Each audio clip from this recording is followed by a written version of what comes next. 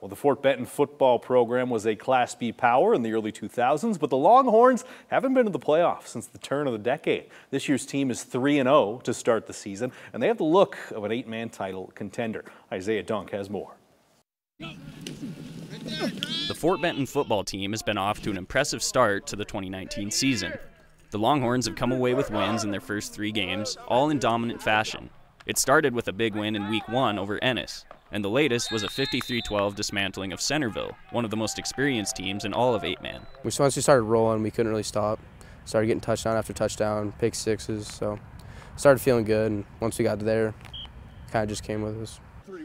In all 3 games, Fort Benton has held its opponents to exactly 12 points. Head coach JORY THOMPSON chalks it up to a complete team effort in all areas, but especially from his front line, led by senior nose tackle STETSON LEFURGEY. It doesn't matter who scores, who gets the tackle. We're all going to celebrate with them, make sure to let them know that they're doing their job and we're doing ours.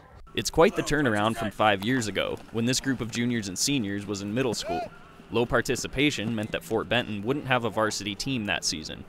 Coach Thompson says this current group saw that and vowed to make things different when it was their turn. We couldn't even field a varsity team. And I remember them talking then that we're going to change that. And they're changing it, so it's good. Yeah, they got a little chip on their shoulder. You know, we lost the first 4 last year. We won the last 4.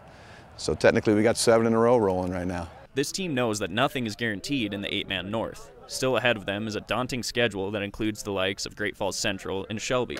But the goal for this team, as it's been the last 2 years, is making it back to the postseason, where Fort Benton has been notably absent since 2010. It's been quite the drought, but you know, the last 2 years we should have been there, but just fell short. And I think these 2 classes are really motivated. These juniors and seniors are really motivated to make that push into the playoffs.